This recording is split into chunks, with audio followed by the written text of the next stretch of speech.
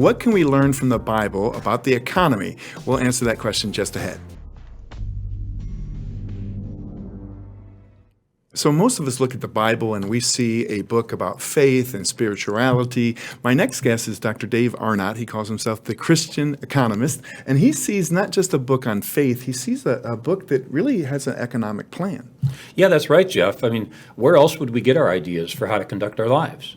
So how did you get the moniker the Christian Economist? The Christian Economist. Well, I started studying economics about 8 years ago at the invitation of my dean at Dallas Baptist University. My degree is actually in management, and she needed somebody to teach economics. But all of our lives are that way, aren't they? I mean, didn't most of us end up where we are by providence? And so she said, we'd like you to teach economics. I went and took some more courses. So I took my last class when I was 60. Advice for students, get done before you're 60, please. But I became qualified to teach economics. And so the proper introduction is I'm a professor of management who teaches economics. There are people who can draw supply and demand curves better than I can. But I think the value that I add is reading the Bible and saying, what does the Bible say to us about how to run an economy? Or the short part of it might be, how does a first century book inform a 21st century economy? Sure. And I think some people read the Bible and they see socialism, and other people see capitalism. What do you see? Oh, I see capitalism. There's really no question about it. I'll jump into the middle of the story and assume that your viewers can follow me here. They found a man injured on the side of the road.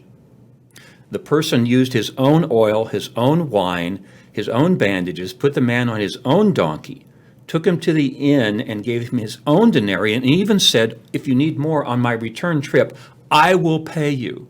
I call that the capitalist Good Samaritan. He used his own goods to take care of someone who's injured, and we should today.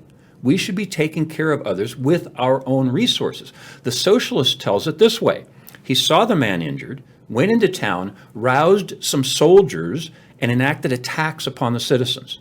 They bought public oil, public wine, public bandages, public donkeys, public inns, which we call hospitals, and public taxes. And he even told the innkeeper, if you need more money on my way back, we'll rouse the soldiers again. That's not how the story was told. Jesus told this story very carefully so that we would understand that we are supposed to use our own goods to care for others, not somebody else's goods. It is the capitalist Good Samaritan. And Jesus was a capitalist. He was. There's a piece of his life missing in the Old and New Testaments, but we're pretty sure that in the first century, a Jewish boy of about 13 would go to work with his dad. So it's a good assumption that from the age of 13 to 30, he worked with his dad. Now, construction technology has changed, but the business plan has not.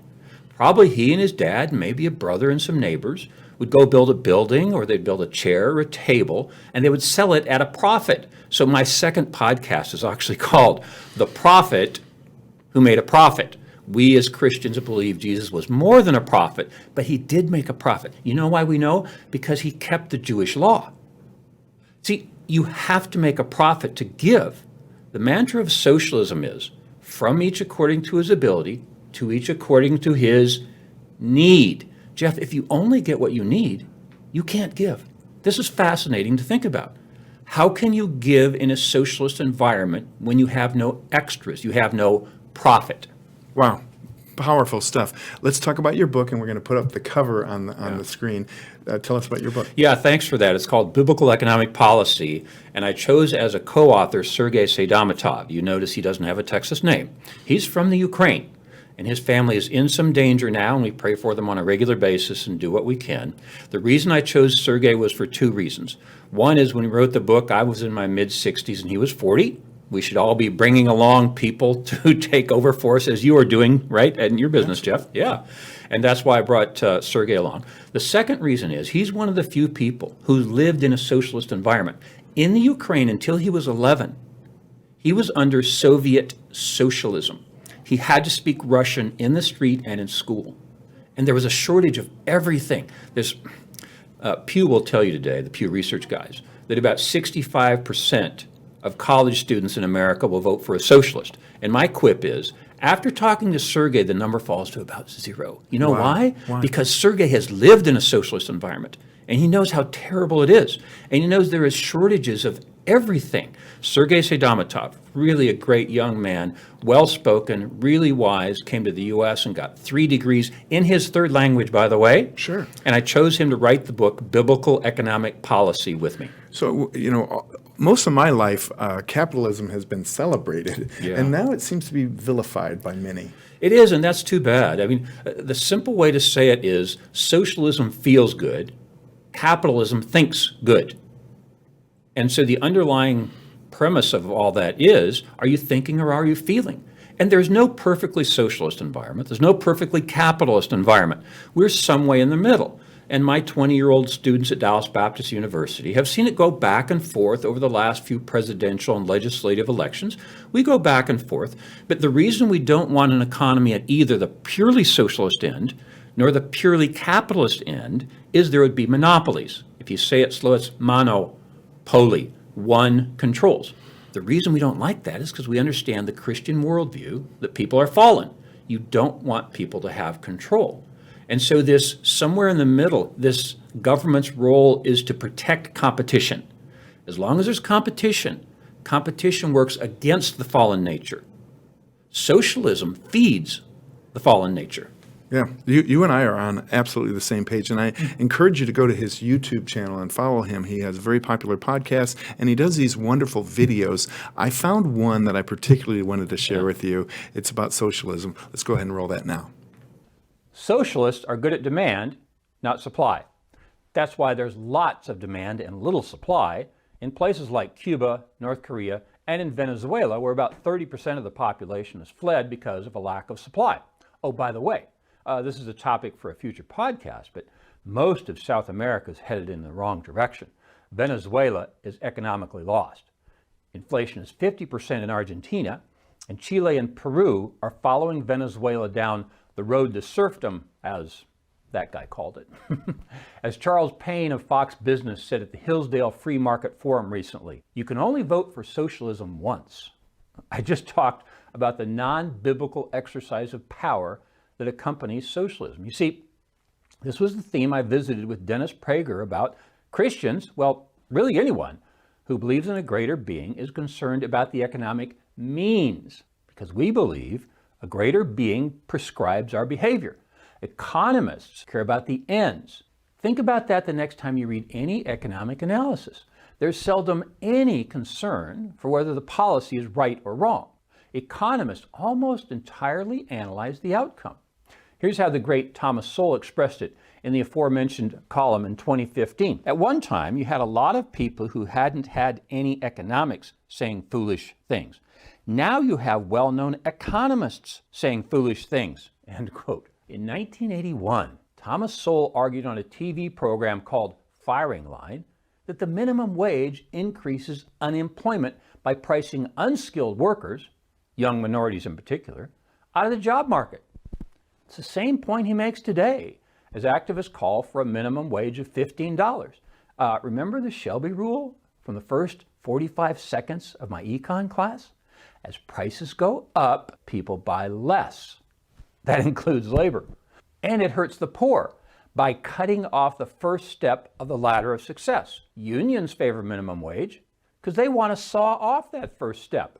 I unpacked that idea in podcast number 52, titled Unions Cause Disunion in the Union. So the people who believe in socialism, what country do they point to, or what model are they looking at? Yeah, they will sometimes point to Scandinavian countries like Sweden. But actually, one of my podcasts is called Why We Can't Be Socialists Like the Swedes, because they're not. They did have some socialist tendencies, but all of their wealth was produced under capitalist systems. And actually, the best ranking of that is called the Index of Economic Freedom at heritage.org. Sweden is in the top 10. We've dropped from 17 to 21, and we will drop more this year. They are more capitalist than we are. So you've asked a great question. Show me a socialist success story. There isn't one. There absolutely is not one. And thank you for playing that clip, by the way, because this morning I was writing the podcast that I previewed there. I'm writing about South America, and I'm very concerned. They are really headed left in a number of countries, and they're going to come knocking on our door someday, as they did during the Clinton administration, and saying, you've got to bail us out because our people can't eat, much like Venezuela. So Cuba and Venezuela are the tip of the iceberg. And under that iceberg are being followed these other South American countries, and unfortunately, the United States to some extent. So if socialism is failing in so many places, why does it seem to have some momentum right now? Yeah, it always has. It always has had some momentum. It has more now. It has in its freedom context its own deficit, so to speak. See, in a free economy, you can say what you want. You can do this broadcast, you can do a podcast, you can say what you want. In a socialist economy, you cannot. So kind of jokingly to say, socialism's greatest strength is it does not allow freedom to vote against it. And capitalism's greatest weakness is it allows the freedom to express yourself, and socialists have this freedom. They're using it incorrectly, obviously. And the point that Sergey and I make in the book is it's not biblical. In the Bible, over and over and over again, people are trading their goods in a free market economy, and they're using the benefits of those trades to reward others, as I talked about in the capitalist Good Samaritan. Okay, final thoughts. Yeah, final thoughts. I'm an optimist. Okay, I call myself the Christian Economist, right? As the economist, there's a lot of bad things going on, and I could scare you to death. And I scare my students to death with debt and inflation and interest rates. But then I say, okay, as a Christian, we've been here before, and we have hope. See, we believe there's a God who guards and guides. And if you don't believe there's a God who guards and guides, you should be scared to death, and you should be a pessimist. So, see, I'm called the Christian Economist. The Christian is hopeful, the economist is pessimistic. Which carries sway? Well, I believe there's a God who guards and guides. We've been through difficult situations before. I think we're going to get through them again. I don't think. I believe we're going to get through them again. Wow, what a powerful interview. You have to come back. We're going to end with the website, which is davearnott.com. Thank you so much for coming on the show. Pleasure. Thank you, Jeff. You bet. That's it for now. We'll see you next time. For more information, please visit us online at davearnott.com. If you have questions or suggestions for future podcasts, please submit them online or in the comments section below. Don't forget to like, share, and subscribe.